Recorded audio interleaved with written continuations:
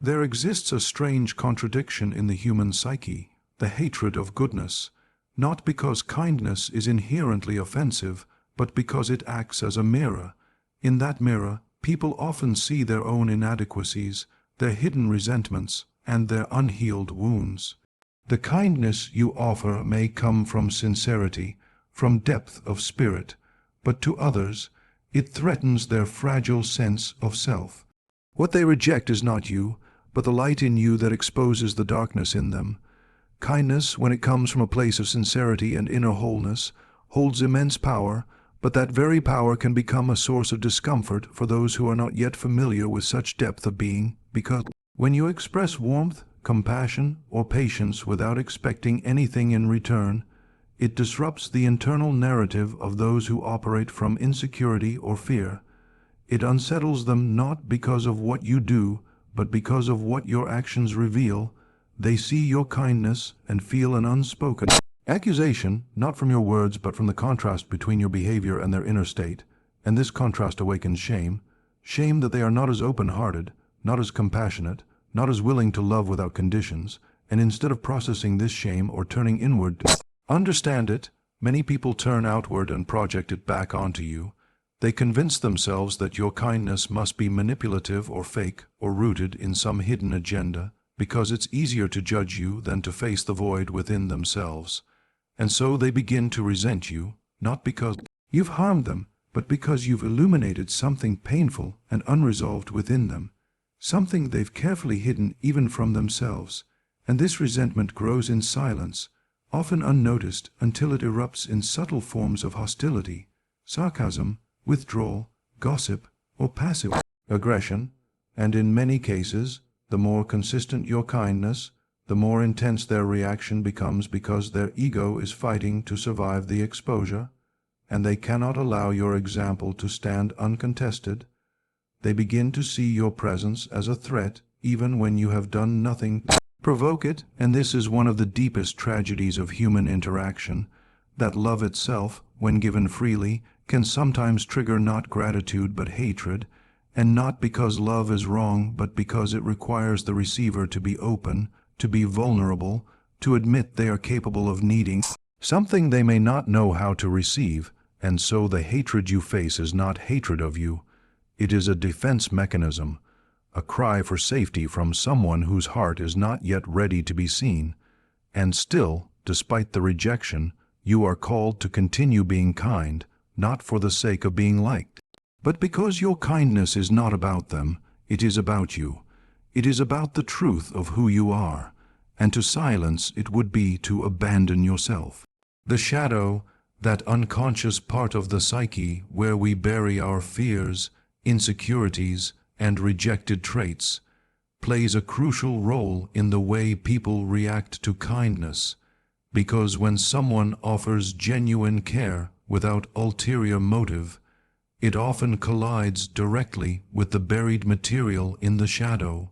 And for those who have not yet confronted or integrated this hidden side of themselves, the reaction can be unexpectedly hostile, not because your actions are wrong, but because they awaken something long suppressed within the other person, something they don't understand, and often this discomfort gets twisted into blame or projection, so they tell themselves you're being too nice,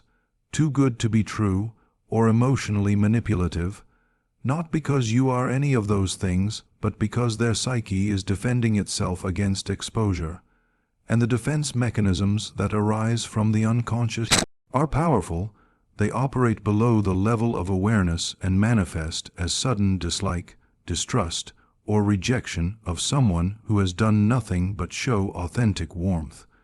And what makes this dynamic so complex is that the person rejecting your kindness truly believes their interpretation is correct, because they are seeing you not through the lens of truth, but through the filter of their unhealed wounds and rejected traits, and that filter distorts everything. It makes the sincere look suspicious, the generous look weak, the compassionate look like a threat, because the shadow always fears being exposed. And when you behave in a way that shines light on what another has spent their life hiding from, you unintentionally become the enemy of their carefully maintained illusion, And this is why some people will react to you with unprovoked resentment or coldness, even if you've never wronged them, because your presence alone confronts them with an uncomfortable truth, that something within them is fragmented, unresolved, and not at peace, and rather than face this inner tension, it feels safer for them to externalize it, to cast you as the source of their discomfort rather than turn inward and ask why kindness makes them uneasy, why love makes them suspicious, why authenticity feels so foreign. And this cycle continues because the shadow is cunning. It protects itself at all costs. And if someone has never examined their projections, they will believe that everyone who stirs discomfort must be doing something wrong, and this belief shields them from the pain of self-awareness, but also traps them in patterns of disconnection. And what's most painful is that you, as the kind person, may internalize their rejection, wondering what you did wrong, when in truth you were simply being a mirror they weren't ready to look into. And though it is difficult, it is necessary to understand that their response is not truly about you. It is about their own fear of confronting what lies beneath the surface, and the more aware you become of this psychological reality, the less personally you will take their reactions, and the more clearly you will see that true kindness often requires deep strength, because it means being a vessel for healing even when others are not ready to receive it. To receive kindness is to allow oneself to be open, to be touched, to be seen. And for many people who have built their identity around strength, self-reliance, or emotional control, this openness feels dangerous. It feels like surrendering something they've worked hard to protect. And so when you extend warmth or compassion without asking for anything in return, it can create a subtle but powerful conflict within them, not because they don't want love or support,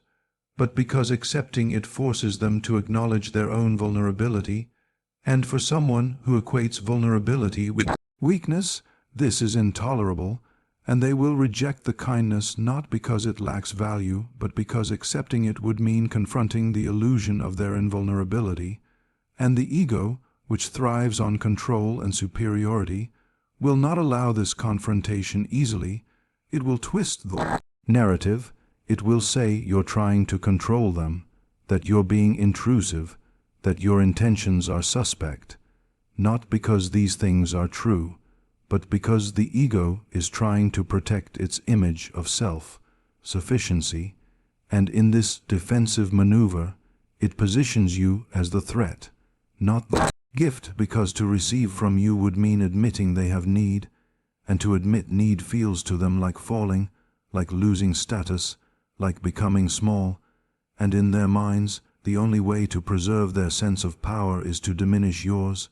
so they react with distance, sarcasm, judgment, or dismissal, not because your kindness is misplaced, but because it confronts them with a truth they are not yet ready to own, and so your presence becomes a silent challenge to their self-concept, a contradiction they cannot resolve, and rather than allow that contradiction to teach them something about themselves, they choose to remove the source of tension, you, by rejecting you, mocking you, or pretending they are unaffected by you. And over time this behavior becomes patterned, and they come to associate genuine kindness with discomfort, and discomfort with danger, and they live in a guarded world where love feels like a threat and kindness feels like manipulation. And while they may appear strong on the outside, they are imprisoned by the very armor they believe is protecting them. And for you, the kind soul, this can be disorienting, confusing, even heartbreaking, because you offered nothing but sincerity and were met with suspicion or contempt. And yet, it is crucial to remember that their rejection is not a measure of your worth or truth. It is a reflection of their inner conflict, a battle between the part of them that yearns for connection and the part that fears it. And in witnessing this conflict, your task is not to harden or to shrink, but to remain rooted in your integrity, to understand that real strength is found not in self-protection, but in the courage to stay open even when others are closed. And though many may not be ready to meet you there, the depth you offer has value beyond their current awareness, and your unwavering kindness, even in the face of rejection, becomes not only a reflection of your strength, but a quiet invitation for others to someday put down their shields. Kindness, when it comes from a place of authenticity, holds a quiet and unsettling power because it does not seek approval, does not wear masks, and does not manipulate perception. And in a world where most people have learned to navigate through layers of performance, the presence of someone who refuses to play the game exposes the fragile architecture of those performances, and this exposure is not always welcomed. It can feel like a threat to those who have spent years perfecting the roles they play to survive, to gain acceptance, or to avoid judgment. And when your actions reflect sincerity, when your words come from stillness rather than strategy, and when your presence is rooted in emotional truth rather than social expectation, it becomes impossible for others to hide behind their roles without feeling the tension of the contrast, and that contrast becomes unbearable for some because it reminds them of how far they've drifted from themselves, how long they've worn a mask that no longer fits, and they begin to see you not as a friend but as a disruption to the image they've carefully constructed. And though you may never point it out, your mere existence confronts them with a choice to be real or remain hidden, and that choice is not easy, not for someone whose identity has been shaped more by protection than by self-exploration. And so instead of turning inward to ask why your presence unsettles them, they lash outward, sometimes subtly, sometimes openly, casting you as naive, self-righteous, or unreal, not because these things are true, but because it's easier to attack your authenticity than to dismantle their own pretense. And what they may never admit, even to themselves, is that a part of them envies the freedom you embody, the freedom to be exactly as you are without apology, without strategy, without fear of rejection, and that envy burns quietly, hidden beneath judgment or dismissal, because to acknowledge it would require confronting the cost of their own masks, and so they respond with coldness, not because they dislike you, but because they dislike the internal mirror you hold up, a mirror that reflects back to them not just who you are, but who they are not. And it is in this reflection that the root of their resistance lies, because to walk toward that reflection would mean facing all they've avoided, the grief, the fear, the longing for connection they have long buried, and instead of awakening that pain, they reject you because it feels safer to destroy the mirror than to see the truth within it. And for you, the authentic one, this can feel lonely, confusing, even painful, but it is vital to understand that their rejection is not a verdict on your character. It is a reaction to the light you carry, a light that asks no one to change but still disrupts everything false around it. And while many may not yet be ready to stand in that light, your role is not to dim it, not to retreat into pretense, but to continue walking in truth, knowing that your presence plants seeds that may one day awaken what is real in others. In a world that often rewards loudness, control, and dominance, true kindness is easily mistaken for weakness because it doesn't demand attention, it doesn't seek to win, and it doesn't try to overpower others. Instead, it stands quietly in strength,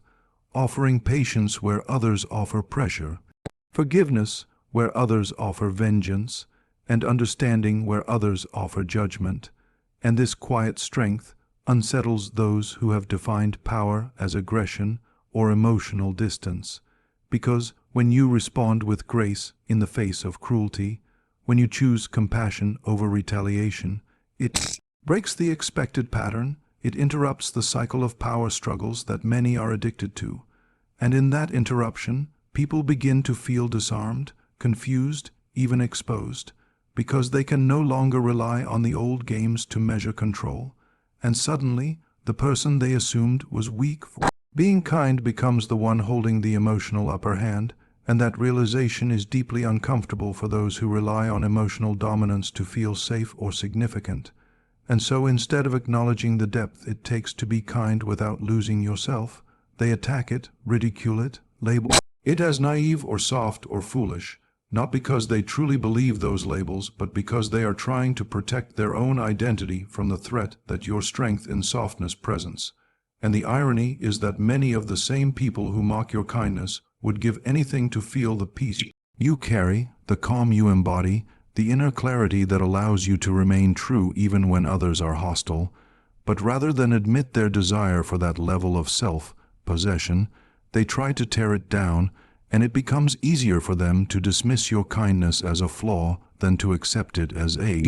form of power they have not yet learned to access. And this is why some people will continue to test your boundaries, push your patience, or take advantage of your compassion, not to learn from you, but to prove to themselves that kindness doesn't work, that power must be forceful to be real. And when you refuse to crumble under this pressure, when you maintain your center without needing to become cruel in return, it dismantles their beliefs, it unravels the foundation of their world. And that unraveling either becomes a catalyst for their growth or a reason for them to reject you completely. And so your challenge is to stay rooted in the truth that kindness is not a sign of passivity but of presence, that it is not born from fear but from clarity,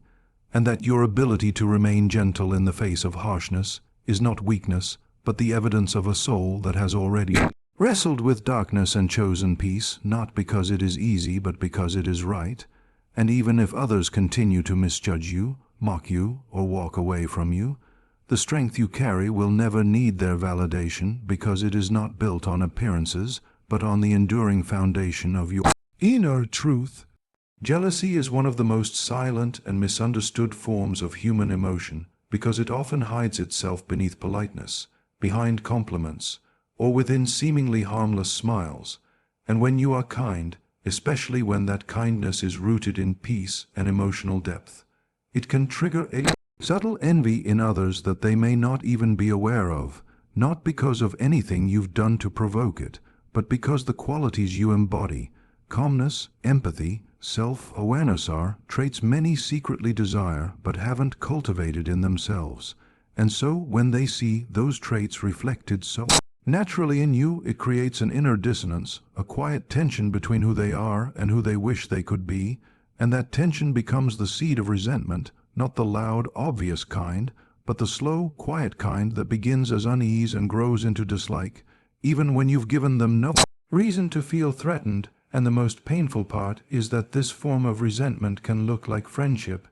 it can sound like support, it can wear the mask of closeness, but underneath it is a feeling of discomfort that builds every time you remain composed while they react, every time you offer kindness without expectation while they keep score, every time you shine in your own space without needing to compete or dominate. And while you might think your kindness would draw people closer,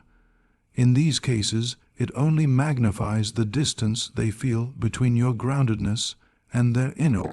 chaos. And so they begin to speak of you differently, maybe not directly, maybe not cruelly, but with subtle jabs, with faint praise, with undermining comments disguised as jokes. And all of this is their way of managing the jealousy that they cannot admit, because to admit it would mean acknowledging a sense of lack within themselves, and that lack is too painful to face. So they project it outward, convincing themselves that you think you're better than them, that your kindness is performative, that your calmness is arrogance in disguise, and in doing so they protect their pride while poisoning the connection with you. And you may sense this but not understand it at first, because your intentions are pure and your heart is open, and it confuses you how someone who once welcomed your kindness now seems distant or critical. But as you begin to understand the quiet mechanics of envy, you start to see that not all rejection is rooted in your actions. Sometimes it is born from the invisible mirror you hold up, the mirror that shows someone their own unlived potential, their buried longings, their unmet peace. And even though you never meant to hold that mirror, your authenticity makes it impossible not to. And that is why some people will walk away from you, not because you hurt them, but because being near you reminded them of the pain of not being who they wanted to become. And your role is not to carry that pain for them, not to shrink yourself to ease their discomfort, but to keep walking your path with quiet grace, knowing that their jealousy is not a reflection of your worth, but of their own untapped longing for depth. The soul, when it has awakened to its own depth, no longer seeks validation from the shifting opinions of others because it understands that truth is not always recognized in the moment. And when you live from that place of inner alignment, you will often be misunderstood, rejected, or even resented by those who have not yet made that journey inward, not because you are doing harm, but because your presence acts as a quiet reminder of a reality they are not yet ready to face. And in this way, your kindness, your stillness, your refusal to participate in superficial games becomes a silent confrontation for them, a reflection not of who you are but of where they are not. And while their reaction may look like dislike or indifference, it is often rooted in something much deeper, something buried in the unconscious, because your way of being activates in them a dormant awareness of their own disconnection, a flicker of recognition that there is something within them that longs for peace but has never been allowed to surface, and rather than sit with that discomfort and ask what it has to teach them, they reject you, not out of cruelty but out of fear, the fear that if they acknowledge your truth, they must also face their own illusions, and so they build a wall, not just between themselves and you, but between themselves and their own soul, and as they do this, they convince themselves that you are too different, too distant, too good, too strange, anything to avoid the deeper truth that what unsettles them is not what you do, but what you are, and for the one who has come into alignment with their soul, this rejection is painful at first. It feels like betrayal, like injustice, because the love you offer is real, the kindness is without agenda, and still it is pushed away, but over time you begin to see that their response is not personal, it is spiritual resistance, it is the psyche's defense against transformation, because transformation requires the death of old identities, and that death is terrifying for those who have built their lives around false images of strength or success or independence. And while you may grieve the distance created by this misunderstanding, the soul within you knows not to abandon its path, because your task is not to force others to see. It is to remain as you are, even when unseen, even when misjudged, and in doing so, you become a quiet invitation for others to awaken, not through pressure but through presence, not by preaching but by simply existing in truth. And while many may continue to turn away, some will one day remember you, not as someone who demanded change, but as someone who offered light, without flinching when it was rejected, and in that remembrance, they may finally begin their own journey inward, a journey that your unwavering authenticity made possible even in silence. If people hate you even when you're kind to them, do not abandon your light. Let their discomfort be their teacher, not your burden. Hold your integrity gently but firmly. Your kindness may not be welcome today, but one day it may plant the seed for someone else's awakening. And even if it doesn't, know this: to remain kind in a world that often fails to understand you is one of the bravest acts of all. Not because you expect recognition, but because your soul simply cannot do otherwise. That is the sign of one who has transcended ego and begun to truly live